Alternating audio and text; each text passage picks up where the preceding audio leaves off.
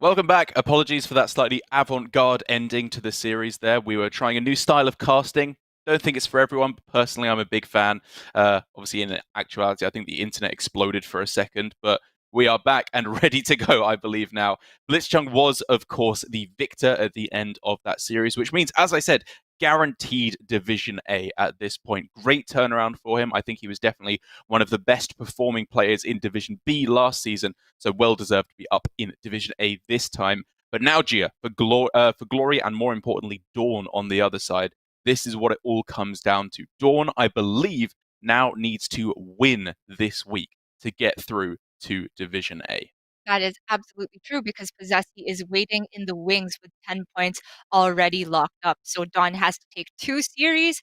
First one would be up against Glory, as you mentioned, and then up against Blitzchung. For Glory, similar to Chonsu a while ago, while it does kind of suck for Chonsu to miss out again on a championship performance, his consistency does guarantee him Division A, so I don't think he can be too upset about it.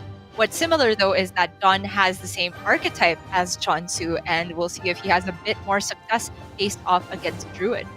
And speaking of the Rogue versus Druid matchup, this to me is a really interesting matchup because we kind of saw a similar-ish matchup to this towards the end of the last metagame where it was the Spell Druid, as it was at the time, with the exotic Mount Sellers and Glowfly Swarm, and Galakrond Rogue at the time that included questing adventurers.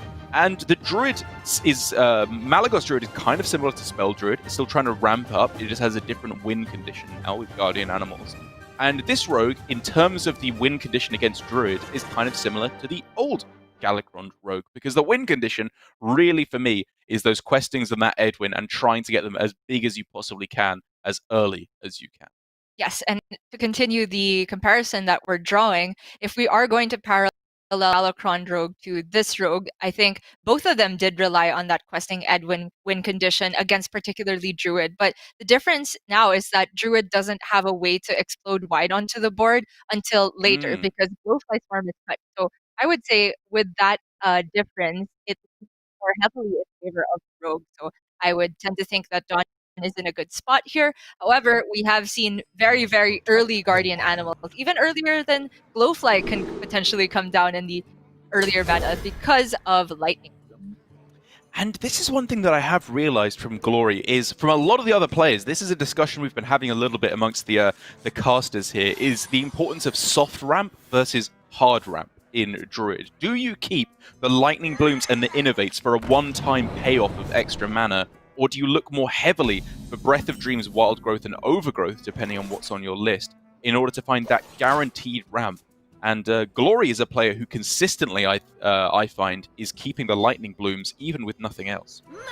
I continue to ask myself this question and debate whether I feel comfortable enough with my answer to turn it into mullet over content, but I do think that it's also influenced by how you view the matchup. If you are running into aggro, I think keeping Lightning Bloom makes a lot more sense, whereas, say, against Priest or along those lines, for hard ramp can be more useful in the long run. But big kicker against Druid at almost any point of the game is getting down not just the questing early, but Cult Neophyte to shut down that soft ramp.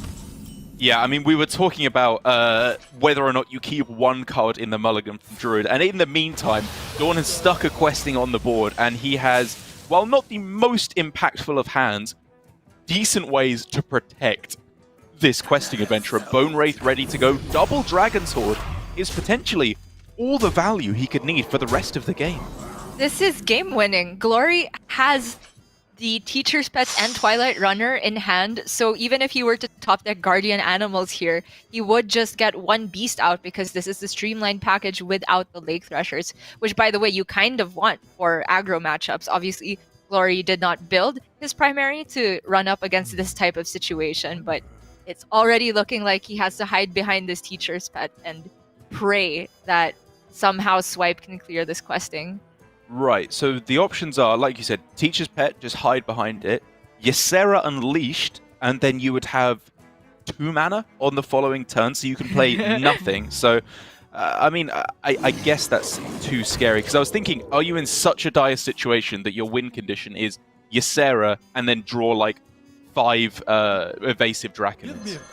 Looking at it again, this third option from Glory is indeed the best one because it lines up well against the first half of the Bone Wraith, and it doesn't allow DawN to interact with it using Vendetta or Backstabs, which they very much have run into. But DawN with the second questing, I think there is very, very little hope for Glory to miss first game at least. Definitely looks that way, doesn't it? Despite being offered double brand Dino Tamer there, doesn't want to be taking it, obviously. Offering over that Vendetta, I think wondering if it's worth killing his own cat here just to get an extra +1/+1, but I'd have to imagine it's worth holding on to try and chew through a taunt in case anything goes wrong. I would agree. I don't think it gives him any relevant health total cutoffs on the questings. If he had just the 4/4, you could consider it, but with an 8/8 and a 4/4, Glory would have to create some miracles to get through both of those in one turn. He has draws. Yep, we're looking at, I'd have to imagine, first thought Ysera, and then hope to get a bunch of dragons out, because, I mean, outside of that, what is happening here? Like, if he gets the other swipe, he can chew through one questing. Okay. But then the 4/2 questing is still a thing, so we would have to, like, get Moonfires too? I don't know. There's not enough draws to do that. Yeah, so he is just going for the dragon, hopefully, right off the top game plan. Many of them, with Rush and Taunt.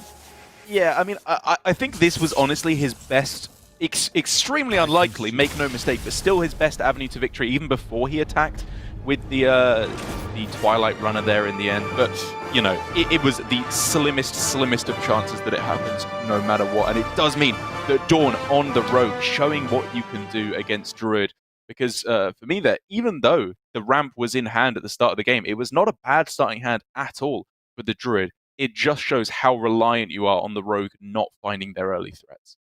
Yeah, the questing is absolutely brutal. Ever since Naturalize was moved to the Hall of Fame, Druid has struggled with dealing with singular tall minions. And that really goes to show why the rogue players these days, as soon as they get a questing on board, if they're able to buff it out of range of the first Bog Beamer, that's not even in the list right now, so I suppose Crystal Power, Hero Power, just get it above 3 health, and then you're home free. It is an extremely explosive matchup, and we could be seeing a repeat in Game 2.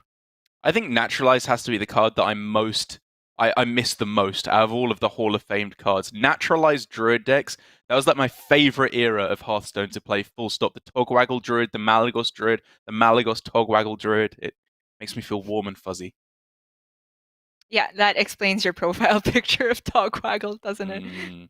Yeah, I mean, that's a different Togwaggle. That's like new bad Togwaggle. I like the original Togwaggle, but unfortunately, there's no pictures of me looking quite that disgusting yet for me to look like Kin Togwaggle. You never know what can pop out. But either way, the Rogue lining up yet again here. Have to imagine that he's not going to be switching over, but I believe from Glory, we did see him switch over to his alternate list last time he was up against Rogue to get a bit more ramp.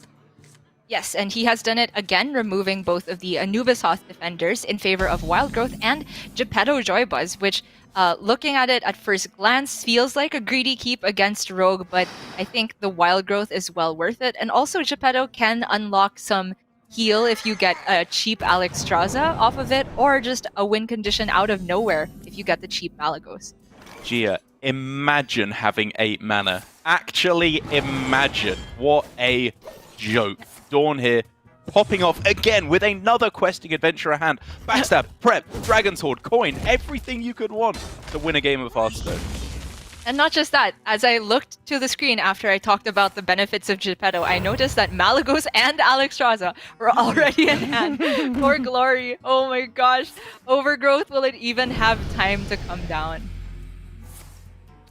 Well, we'll have to see. Prep Horde often doesn't feel like the best use of prep, but again, getting the questing above 3 health is paramount importance. That was 3 Dino Tamers offered in a row off of 3 Dragon's Horde. That is... There's something in the water today, Gia. Something's going weird, I'm telling you. We're going to see Hunters next week? Maybe. It's an omen of things to come. Alright. Well, Secret Passage with only 2 mana often doesn't get you a whole lot, but even if it's just one activation on the questing. It's particularly Neophyte. Glory, yeah, it is not his day. It is DawN's day. Disgusting. That was so sick. The Neophyte is the one card that he needed, because if a Guardian Animals had come down next turn, it was very winnable for Glory. He could kill off the questing, start to wrestle things back, but what is he going to do now? It's another 2 turns away. He has the possibility of top decking Lightning Bloom as the only win condition I can think of. Yeah. And Glory not running Lake Thresher kind of made me feel like second questing was at least a consideration here for DawN. Yeah. Oh man, like they're playing too fast to analyze, because I'm not even sure if DawN's plays are correct. Like going coin questing, was that too early? Could he have waited a turn? Not going for the dirty tricks, even though he hit the Cult Neophyte. There's too much to talk about. The players are playing so fast. They just want to get an already quick day done even quicker, or maybe DawN is just hungry to find out the results, because this is all on the line for him. Whether he makes Division A or not is determined by these next 2 match results. Witchy, yep, sign me up. This is so close to lethal. Oh, that's actually insane. 5 extra damage is huge here. I mean, he only needed 1 extra damage from this point on. Sure. Okay, Double trying to rack my Peach's head pet. for the best possible 3 drops. Okay, Twilight Runner can pick him up Crystal Power for healing. Uh-huh. That's not it though, so that's GG. Unless a taunt comes down, technically, right? True, because Glory looks like he's going to innervate Hero Power down the Kobold Lackey, so he ends up at 1 HP. So we're looking at Silverback Patriarch or the Iron Fur, yeah. In the end, just holding on to innervate. Not entirely sure why, because Alex Jaws is potentially playable next turn anyway. I imagine to go with maybe like Geppetto into drawing the Omu next turn and then innovating and germinate. Like maybe he can do some nonsense, I don't know. But... I mean, it really does have to be insane nonsense, but that would be in the world of a taunt generated, not the worst possible 3-drop beast. That's game in the blink of an eye. We're done. Derek, we had 2 extremely fast series that went 2-0, and we didn't even get to cast the last of the last part of the last game.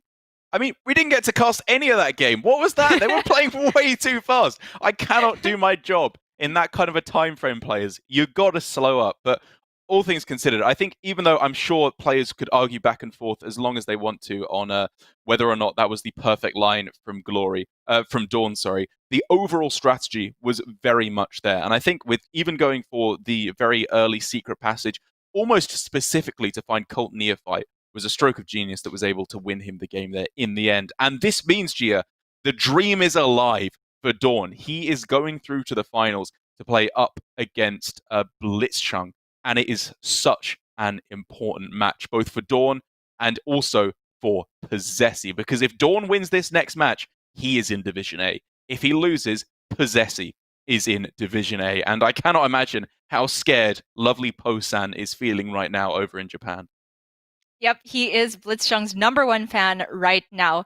It often happens in these tiebreaker situations where you do have to end up playing for someone other than yourself, whether or not you intend it. And I don't know if that's going to be playing as any additional pressure on Blitzchung's mind. It could even be that he doesn't care at all, because you can just look at the standings, and I'm sure he'll have worked out the math that if I win my first series, I'm in, all good from here on out.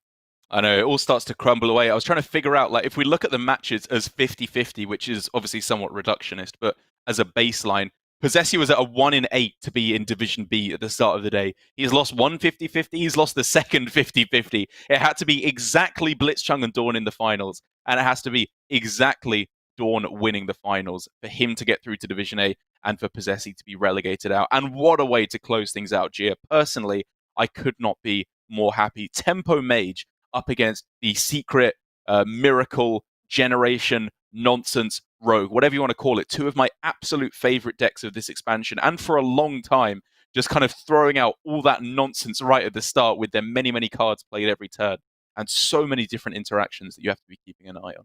You said secret, miracle, nonsense generation. So if you add a T in there, secret, miracle, thief, nonsense generation, that roughly spells something. I'm going to call it something, Rogue, from now here.